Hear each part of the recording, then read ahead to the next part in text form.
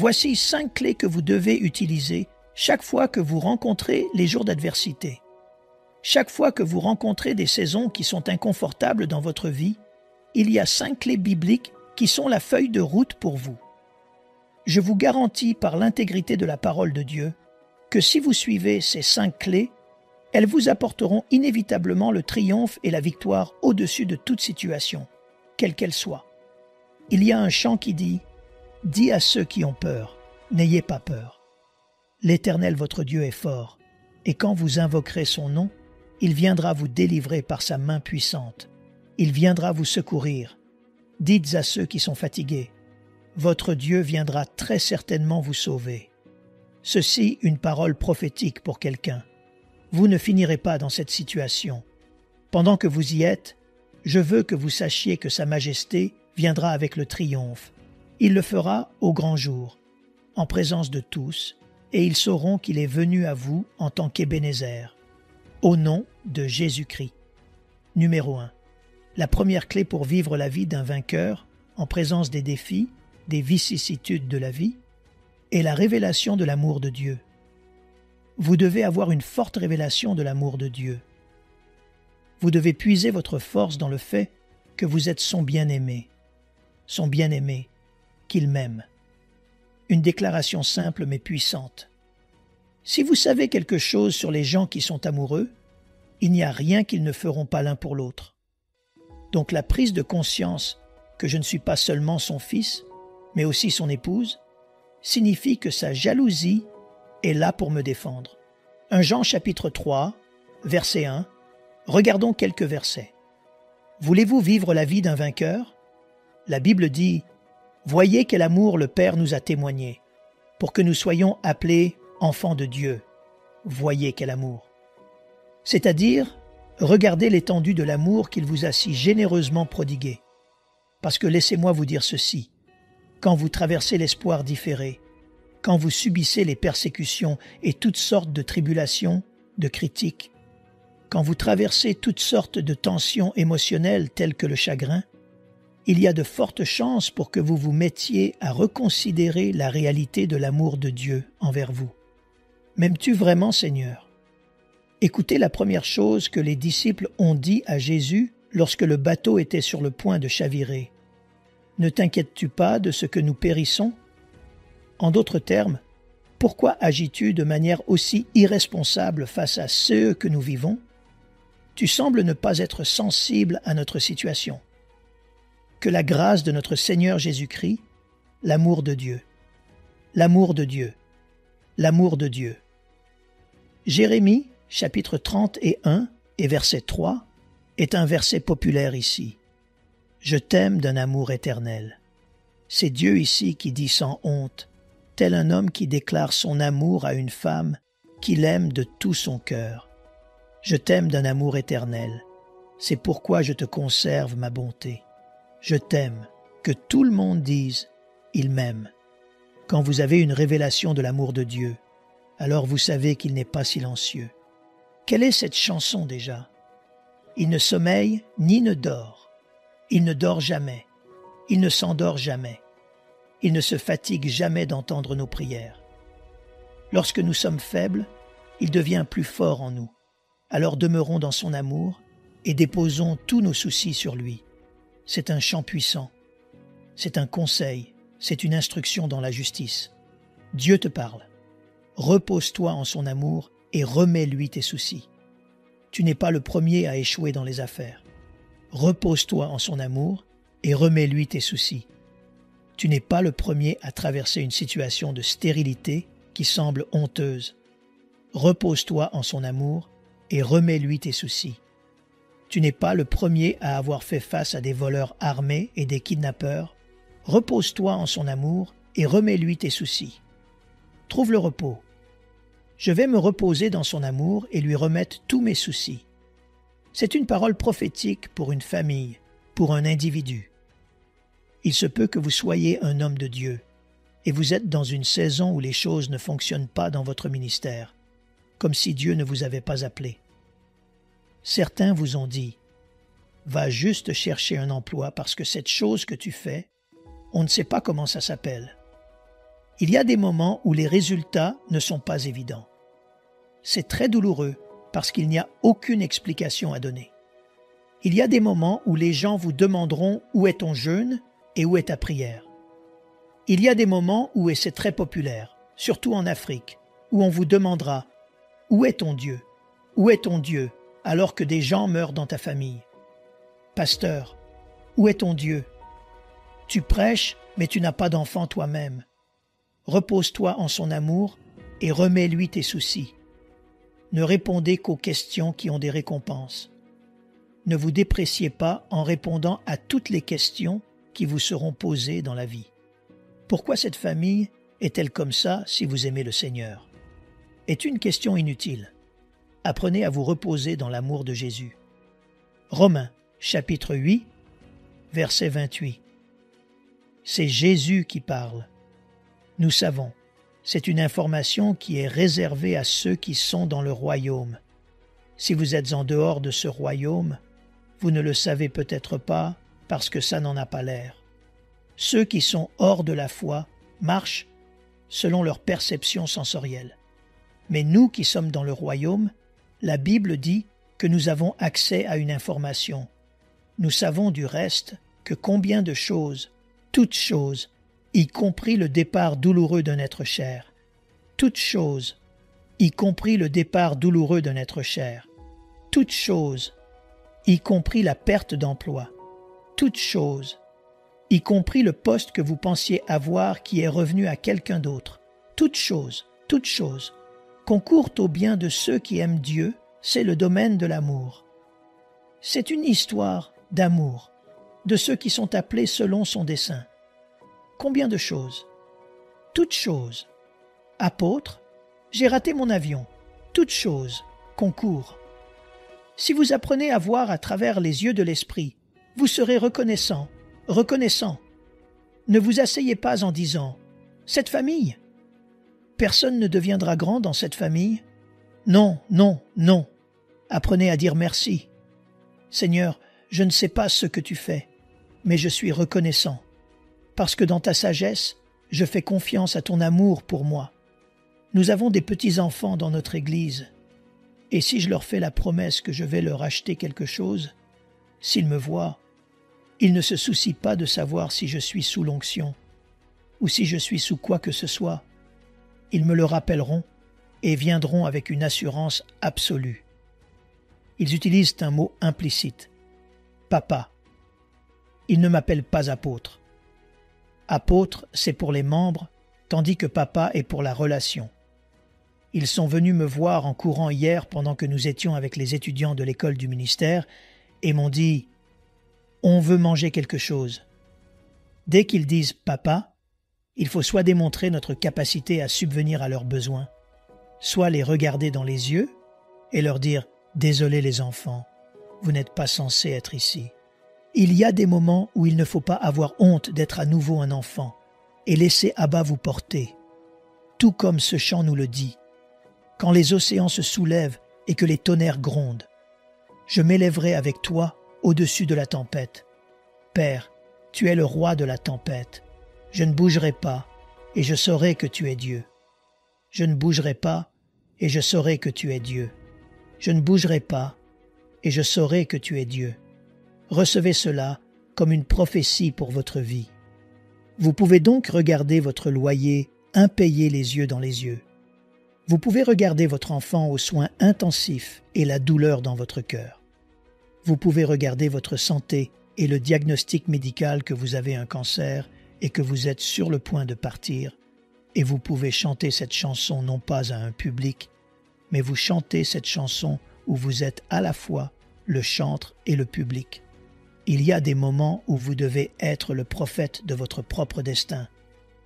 Mesdames et messieurs, s'il vous plaît, écoutez-moi, vous devez faire preuve de courage ce soir. Père, tu es le roi de la tempête. Je ne bougerai pas et je saurai que tu es Dieu. Je ne bougerai pas et je saurai que tu es Dieu. N'ayez pas honte de vos larmes. Jésus a pleuré. Ce n'est pas inhumain de pleurer. Ce n'est pas un manque de spiritualité que de pleurer. Je ne bougerai pas et je saurai que tu es Dieu. Je ne chante pas ce chant, je suis en train de vous parler. Je ne bougerai pas et je saurai que tu es Dieu. Quand Satan veut te détruire, il va t'isoler et magnifier tout ce qui t'entoure pour que tu ne vois plus la fidélité de Dieu. Tout ce que tu vois, ce sont des montagnes qui t'entourent. Tout ce que tu vois, c'est la situation qui semble nier tout ce que Dieu a dit. Entendez-moi, je vous parle par l'Esprit. Soyez forts, soyez forts. Il y a quelque chose qui s'appelle la vie d'un vainqueur, où l'on peut tenir ferme et tout regarder avec assurance. Jeune homme, seras-tu capable de te lever un jour et de prendre soin de ta mère? Je ne peux peut-être pas te montrer de résultats maintenant. Je n'ai pas grand-chose à dire, mais laisse mon avenir parler. Je ne bougerai pas et je saurai que tu es Dieu. Je ne bougerai pas et je saurai que tu es Dieu. Je veux que vous trouviez la force dans l'amour de Dieu. Un chrétien n'est pas seulement quelqu'un qui va à l'église. Un croyant est quelqu'un qui est jalousement aimé par le Dieu des cieux. Regardez au-delà de vos défis. Je vous parle par l'Esprit. Quelle que soit la douleur, regardez au-delà et regardez Jésus. Ne le considérez pas seulement comme le Dieu puissant, non, vous devez le regarder comme votre Père. Seigneur, je sais que tu m'aimes. Ta jalousie s'est tellement investie dans ma vie, je le crois. Il y a des gens qui traversent toutes sortes de tempêtes en ce moment. Mais dites, même si je marche dans des vallées sombres, je ne crains aucun mal. Au bord des eaux déchaînées, mon âme est calme, mon cœur se confie en toi, mon cœur se confie en toi. Vous vous dites peut-être, apôtre, tu parles comme ça parce que tu as de quoi manger à la maison.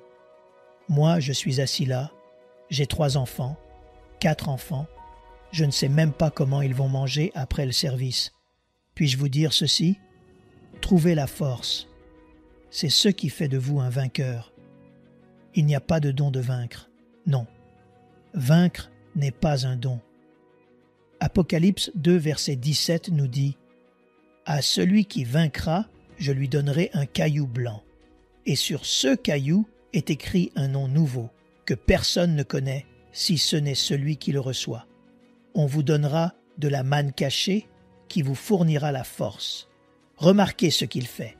La première chose qu'il fait pour le vainqueur est de le fortifier en lui donnant la manne. Cela vous donne la force. Il y a toujours une parole de Dieu qui fait de vous un vainqueur. La révélation. La Bible dit dans Romains chapitre 8, verset 28, nous l'avons déjà lu, que toutes choses, pas seulement certaines choses, concourent à notre bien. Ce n'est pas inhabituel que vous pleuriez.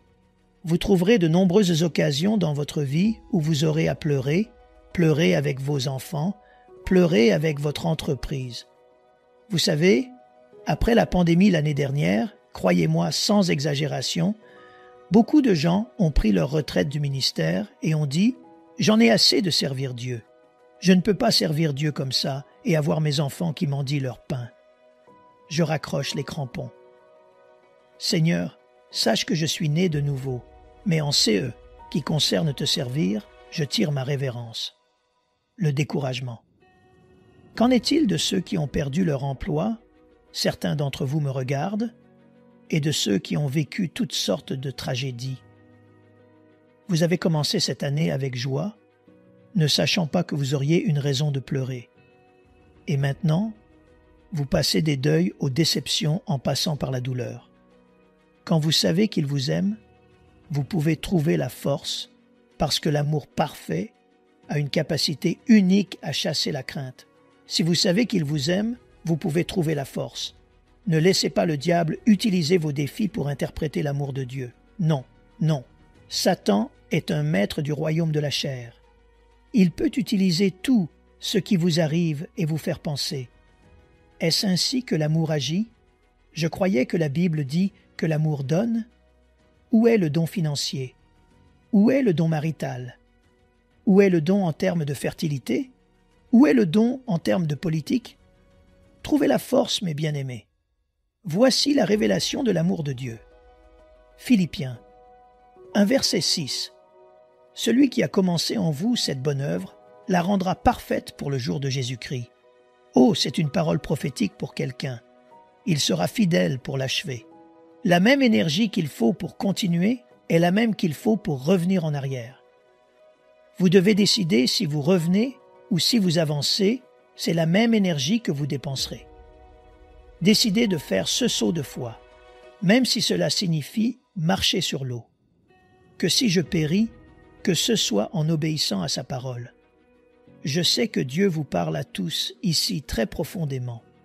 Laissez-le guérir ses blessures et vous apporter une vie de victoire. Numéro 2. Quelle est la deuxième clé qui nous accorde la grâce de vivre en vainqueur malgré les défis? C'est la puissance de la parole, particulièrement le réconfort qui vient des Écritures. La puissance de la parole. Engagez la puissance, engagez la parole. La Bible nous apporte le réconfort. Romains chapitre 15 et verset 4.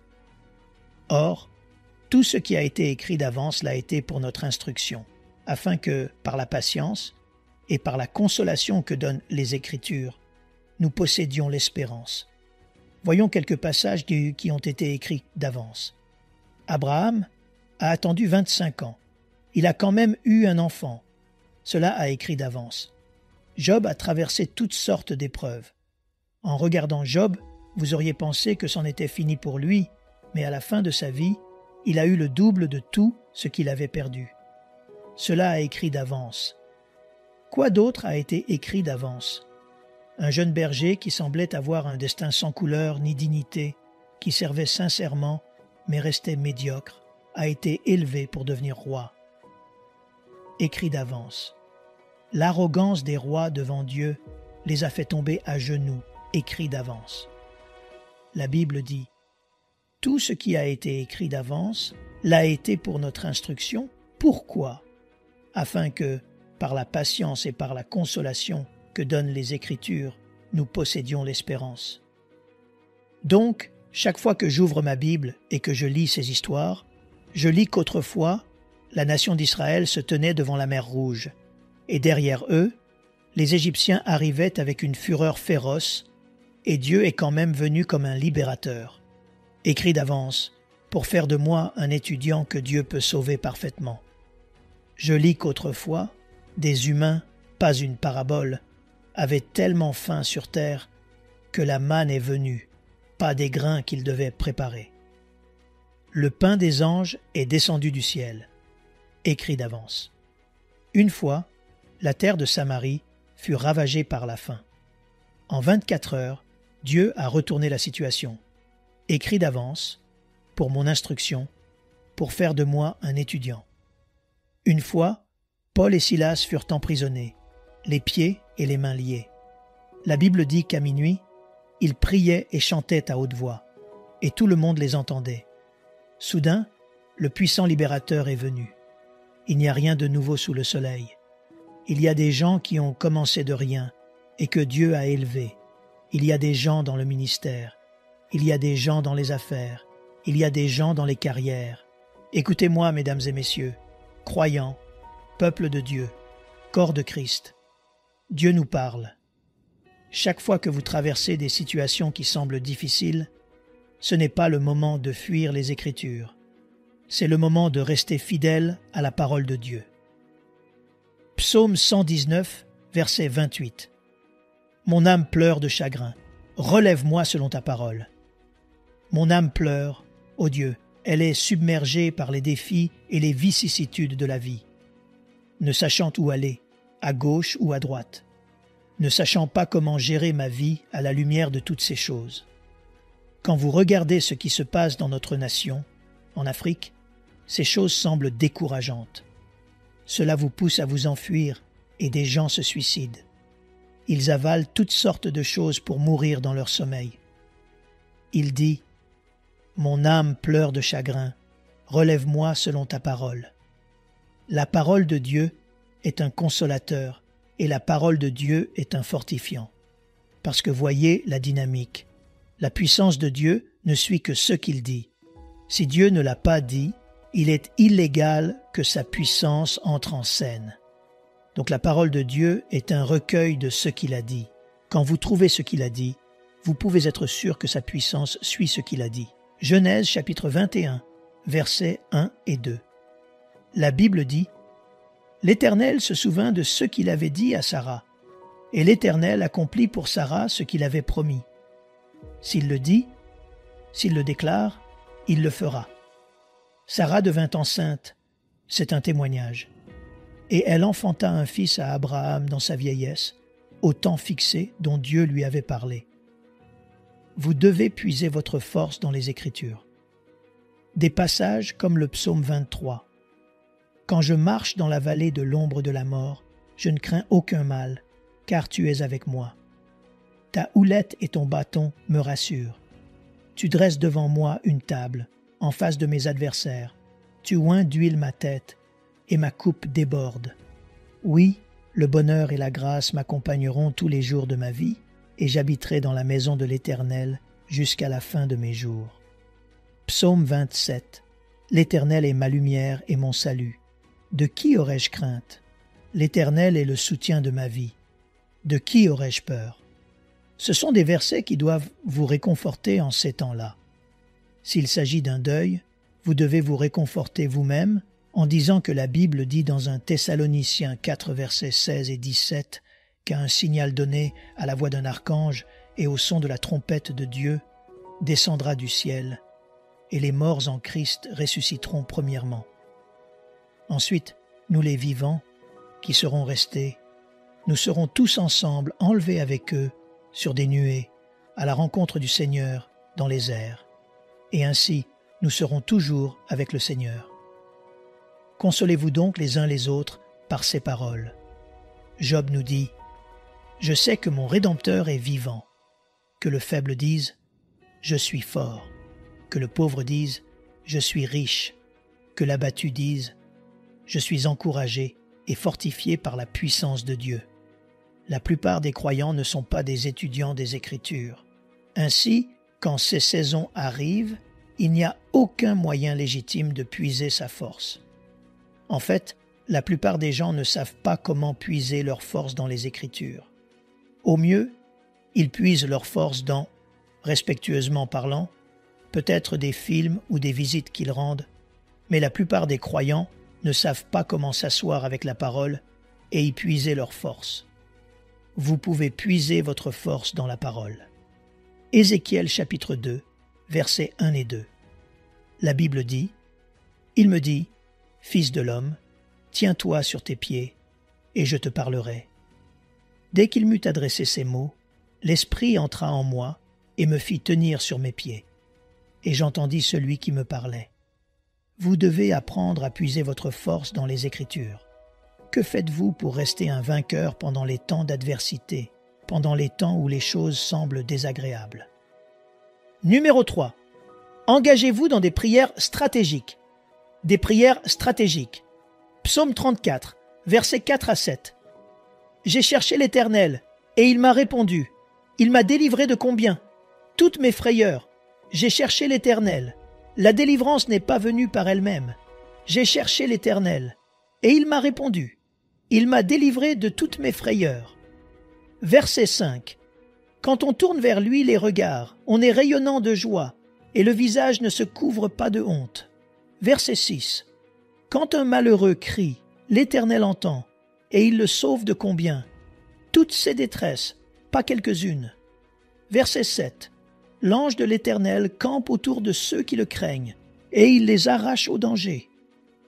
Engagez-vous dans la prière. L'une des missions de l'esprit d'abattement, que nous connaissons dans le monde médical sous le nom de dépression, est de vous faire taire, car si vous ouvrez la bouche pour vous accorder avec Dieu, sa puissance pourra intervenir. Les personnes déprimées sont des personnes silencieuses. Quand vous voyez des gens arriver à un point où ils restent assis constamment, que vous leur demandez « Comment vas-tu, papa ?» Pfff. Et puis après 5 minutes, ils disent juste « Ah, le Nigeria, quoi d'autre? La vie, quoi d'autre? Si je ne me réveille pas demain, sache que ceci est pour toi, ça c'est pour ton frère. » Je réprimande et lis l'esprit d'abattement sur quiconque, au nom de Jésus-Christ. La Bible déclare leur donner dans Ésaïe 60 et un verset 3.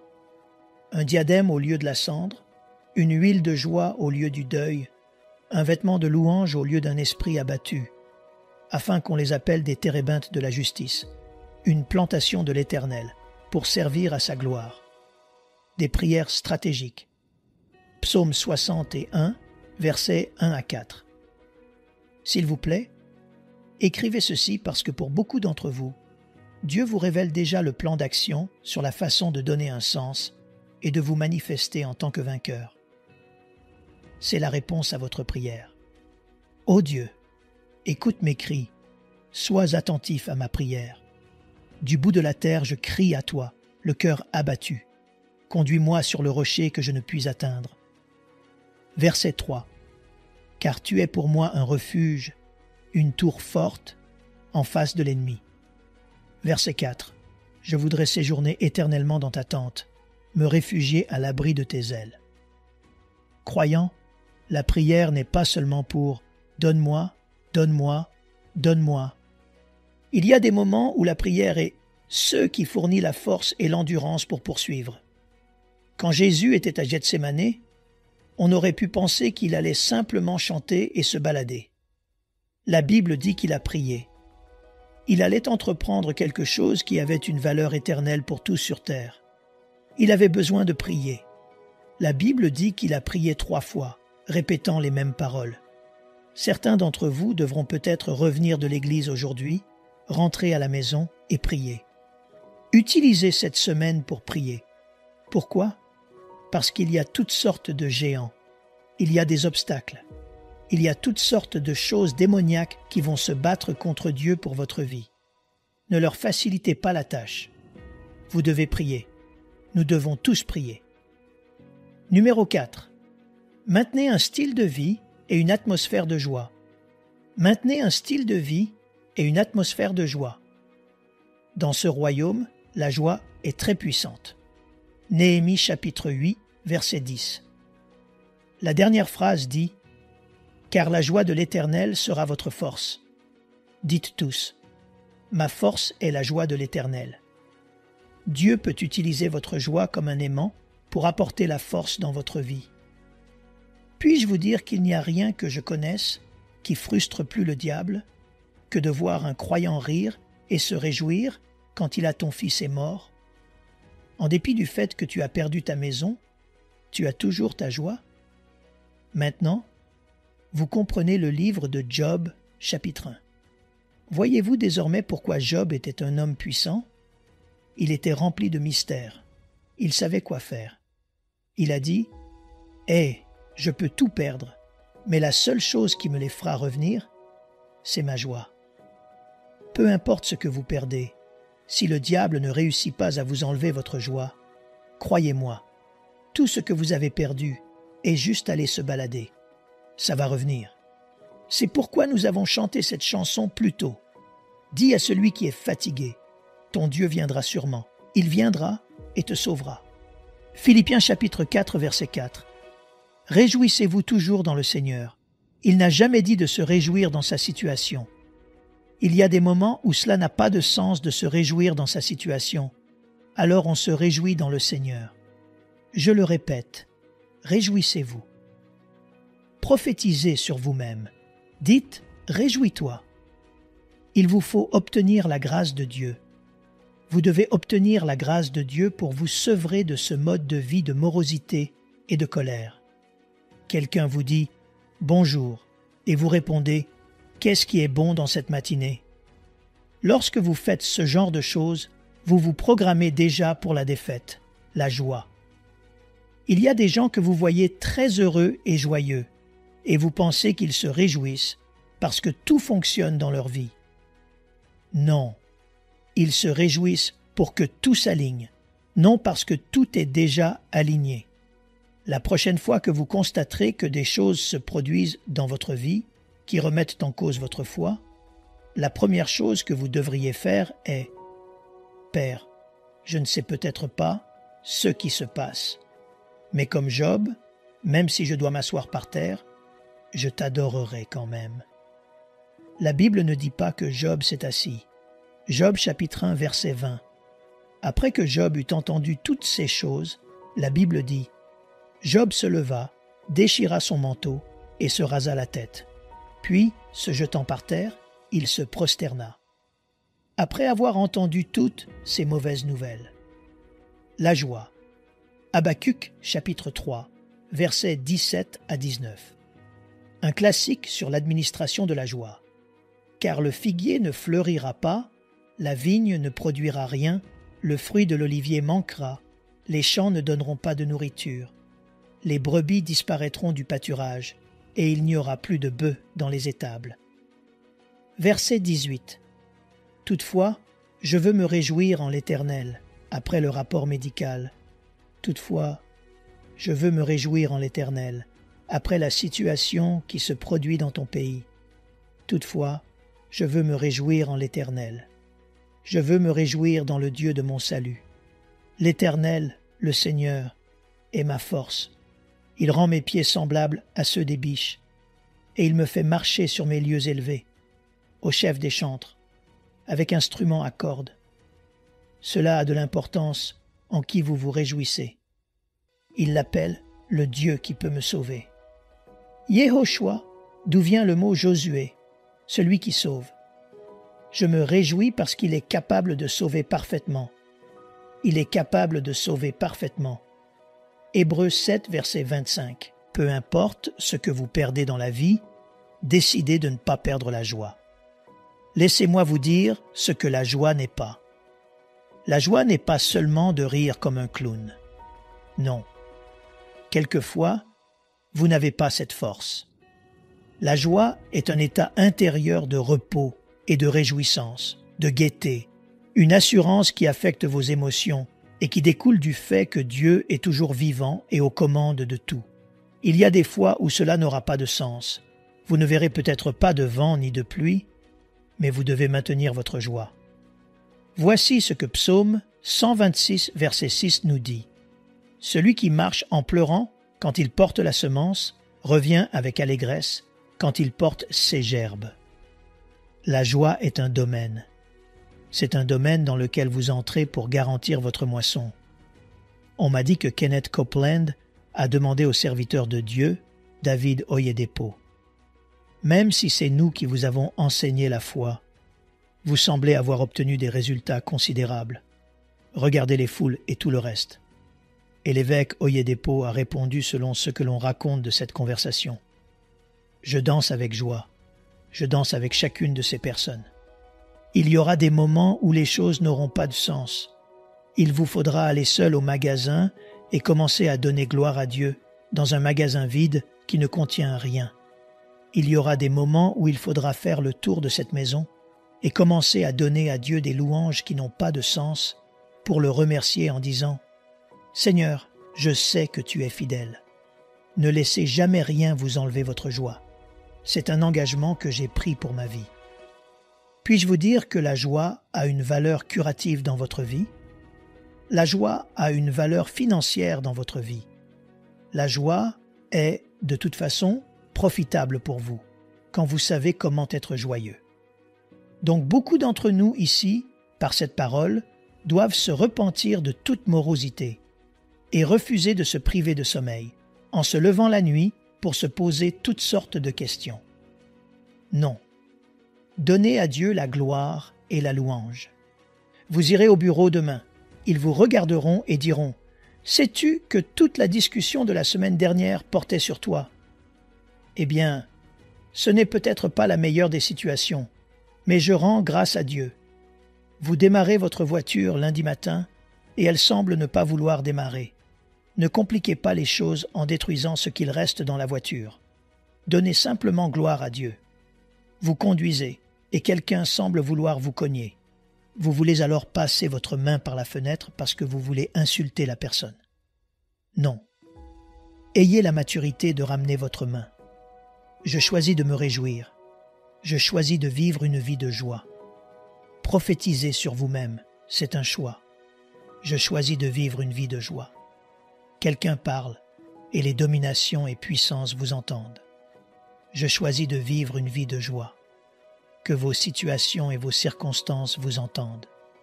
C'est un choix, et au nom de Jésus, ici à Abuja, au nom de Jésus, partout en Europe, partout dans le ministère, dans les affaires, dans ma poursuite des choses, dans ma carrière, je choisis la joie. La joie. Parce que ta parole est vraie. Je lève les mains pour t'honorer. Ta parole est vraie. J'aurai mon bébé. Ta parole est vraie. Je suis la tête et non la queue. Ta parole est vraie. Je suis en haut et non en bas. Parce que ta parole est vraie, je verrai. Quand je lève les mains, ce n'est pas parce que je connais la réponse, mais parce que je sais que sa parole est vraie. Et la Bible m'a déjà réconforté en disant qu'il ne faut pas que je regarde aux choses visibles, mais aux choses invisibles. Il me dit déjà que les choses visibles sont passagères, mais pas les choses invisibles. Quelqu'un doit commencer à regarder les choses invisibles. La grandeur qui vous attend, l'onction et le manteau qui sont de l'autre côté de vos larmes, de l'autre côté de votre douleur. Homme de Dieu, n'abandonne pas le ministère. On dirait que les choses ne fonctionnent pas, mais tu es toujours appelé. La main de Dieu est sur toi. Que personne ne méprise la grâce et le don de Dieu sur ta vie. Que personne ne méprise ton ministère. Que personne ne méprise l'investissement de l'Esprit sur ta famille, sur ta destinée.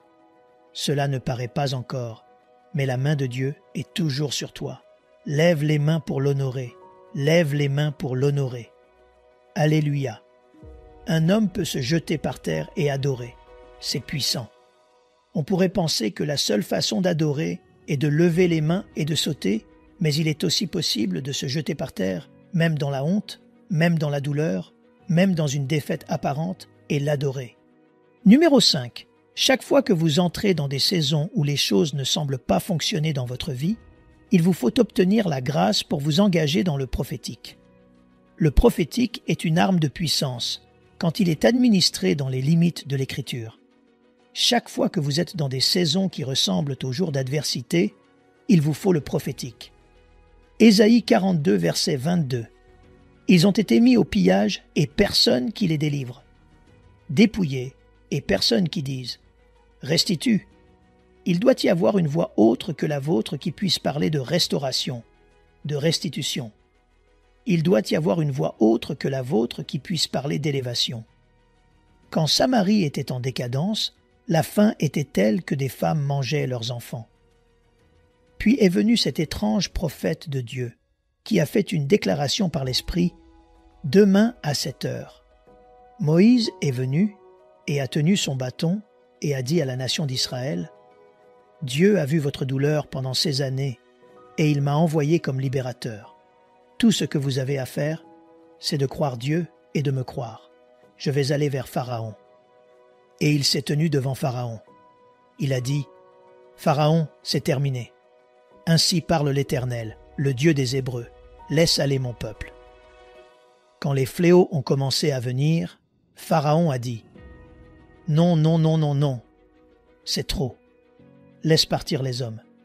Laisse les femmes et les enfants. » Moïse a dit « Pas question. Nous partons, plus notre bétail, tout. » J'ai été choqué de voir comment le prophétique fonctionne dans la vie des gens qui le comprennent et s'y engagent. J'ai eu l'honneur et le privilège de faire des déclarations prophétiques sur des gens, sur des situations impossibles. Parfois même moi, l'homme de Dieu qui a été utilisé pour leur parler, se dit « Mon Dieu, cette situation va-t-elle vraiment changer ?» Et puis, pff, c'est le cas. Je ne vous parle pas de ce que j'ai étudié, je vous parle de réalité. C'est par le privilège de la miséricorde de Dieu. Je sais ce que le prophétique peut faire. Quand un véritable manteau prophétique des lèvres d'un homme de Dieu, quand une onction prophétique, une parole prononcée soutenue par l'intégrité de la parole de Dieu atterrit sur votre situation, il vous suffit de prendre du recul et de la voir faire des merveilles dans votre vie. Je vous l'ai dit ici et je l'ai partagé avec vous. Le prophétique ne fait pas que révéler. Le prophétique crée. Le prophétique peut élever un homme de son hier à son demain. Croyez-moi. Et vous êtes venus ce soir pour rencontrer cette dimension du prophétique. Cette réunion ne se terminera pas avant que cette parole ne vienne sur votre vie. Parce que pour vivre une vie de vainqueur, Dieu lui-même a conçu ses principes. le prophétique, associé à la connaissance. C'est par un prophète que l'Éternel Dieu fit sortir Israël d'Égypte, et par un prophète il les préserva. 2 Chroniques 20, verset 20 nous dit « Confiez-vous en l'Éternel, votre Dieu, et vous serez affermis. Confiez-vous en ses prophètes, et vous réussirez. » Je dis cela avec tout le respect que je dois, et je ne veux pas me vanter, pardonnez-moi, mais il y a un niveau d'arrogance dans le monde aujourd'hui qui continuera de punir beaucoup de gens, et ils continueront à subir des souffrances inutiles à cause de l'arrogance de négliger le prophétique. Bien que je sache, comme je le ferai toujours remarquer, que des erreurs ont été commises ici et là dans le corps de Christ. Les gens ont, vous savez, mal géré le prophétique. Mais puis-je vous dire que c'est une erreur si vous vous trouvez à négliger le prophétique? En une nuit, je veux dire littéralement 24 heures, une nuit, Dieu est capable, par le véhicule du prophétique, d'élever les gens. Le prophétique ne suit pas la séquence du cours naturel des choses. Non. C'est une dimension extérieure en tant que système d'avantage. Le prophétique ne suit pas la séquence de la cause naturelle des choses. Non. C'est une dimension externalisée en tant que système d'avantage. Oui, les mystères du royaume qui peuvent aider les hommes à s'élever. Il suffit d'une parole prophétique sur votre entreprise. Il suffit d'une parole prophétique sur votre ministère. Vous pouvez jeûner et prier par vous-même. Dieu a une raison derrière les dons qu'il a donnés au corps de Christ. C'est là que parfois nous devons faire attention. Nous avons cette mentalité. Oh, peu importe tout ça. Il suffit juste d'aimer Dieu et de le connaître par soi-même. Mais c'est Dieu lui-même qui a mis en place ces fonctions dans le corps du Christ. C'est un avantage pour les saints. Même quand Paul a rencontré Jésus, il est quand même retourné au corps pour la continuité de sa croissance. J'ai été tellement honoré et béni quand son Excellence l'ambassadeur est devenu et qu'il sautait et célébrait Jésus. Et bien que cela ait pu paraître très drôle et enfantin, j'ai dit « Cet homme ne restera jamais au même niveau. » Il a trouvé la clé que beaucoup de gens n'ont pas la maturité de trouver. Quand on ramenait l'arche, David dansait, se réjouissait et remerciait Dieu. Mais son épouse peu sage est venue lui dire « Non, non, non, ce n'est pas la royauté ça. Tu te déshonores. » David a dit à la fille de Saül « Je me réjouis devant l'Éternel qui a ôté la royauté à ton père pour me la donner à moi, et j'ai dansé afin qu'il ne me l'ôte pas pour la donner à un autre. » La Bible relate que Dieu a entendu ce qu'elle a dit et elle est morte stérile. Puis-je vous dire ceci? Je ne vous endoctrine pas négativement. Vous êtes des gens intelligents. Il y a une façon dont le prophétique peut être administré qui fait que les gens se comportent comme des animaux. Ce n'est pas ce que je vous enseigne ici. Mais je vous dis ceci. Si vous avez la foi pour recevoir le prophétique, mesdames et messieurs, votre vie peut littéralement changer du jour au lendemain. C'est vrai. Le prophétique a des règles. La première règle est la foi. La foi en Dieu et la foi dans le vase. Règle numéro 2. L'honneur. L'honneur envers Dieu et l'honneur envers le vase. Ce sont les règles du prophétique. Il ne fonctionne pas arbitrairement. Non, non, le prophétique a des règles. La foi en Dieu et la foi dans le vase qu'il utilisera. Je me souviens d'un monsieur. Quelque chose s'était passé et il a été renvoyé. Quand il est venu me voir, d'habitude j'aurais prié en lui disant de faire confiance à Dieu pour un autre emploi. Mais le Saint-Esprit m'a parlé et a dit « Prophétise-lui que tu fais des décrets pour qu'il retourne à cet emploi. » Et c'était un très bon emploi. Quand je l'ai dit, je pouvais voir le gars dire « Mon frère, tu ne sais pas que c'est la compagnie pétrolière XYZ. » J'ai dit « Qu'est-ce que ça peut me faire? Qui parmi eux peut créer du pétrole? Ne l'extrait-il pas? Celui qui a créé le pétrole fait maintenant un décret. Je ne mens pas. Probablement que la personne est même ici, ou peut-être qu'elle écoute. En 3 jours, quelque chose de très étrange s'est passé. L'un des membres de la direction qui est un chrétien, membre d'une église populaire dans cette nation, a fait un rêve. Et dans ce rêve, une voix lui a parlé et a dit « Ramène ce jeune garçon. Ce jeune garçon est un atout. » Il s'est levé et a parlé à ses collègues dirigeants. Quand ils l'ont appelé, il m'a appelé aussitôt et je lui ai dit « Profite de ton témoignage, mais la prochaine fois, ne sois pas imprudent. Tous les hommes de Dieu ne sont pas des herboristes et tout le monde n'est pas stupide.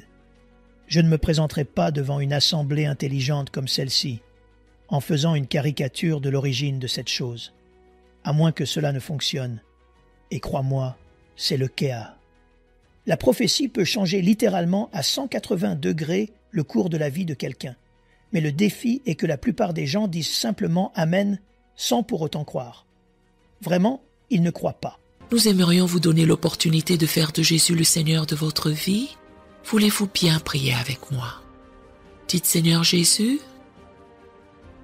je me repens de mes péchés. Viens dans mon cœur. Je fais de toi mon Seigneur et Sauveur. Et merci Seigneur pour le baptême du Saint-Esprit en moi. Dans le nom de Jésus.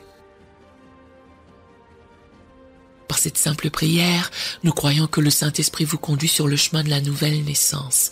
Allez dans une bonne église dont le fondement est la parole de Dieu, passez par les eaux du baptême et donnez à Dieu la première place. Nous espérons de tout cœur que ce message vous encouragera. Si vous connaissez quelqu'un qui puisse être encouragé, s'il vous plaît, envoyez-le lui pour nous aider à atteindre plus de gens et à propager l'Évangile. Édifions le corps de Christ ensemble. Appuyez sur la cloche des notifications et merci infiniment de nous soutenir en vous abonnant à notre chaîne. N'hésitez pas à laisser vos requêtes de prière dans la section des commentaires. Sachez que même si vous ne voyez pas de réponse à votre requête, que ce soit sur YouTube, email, Facebook ou sur Messenger, nous avons prié pour vous. Nous invitons humblement le corps de Christ à soutenir chaque requête en écrivant une prière dans la section commentaires. Tenez-vous ferme dans la foi avec nous pendant que nous prions. Que la grâce et la paix du Seigneur Jésus-Christ soient avec vous tous et qu'il vous bénisse merveilleusement.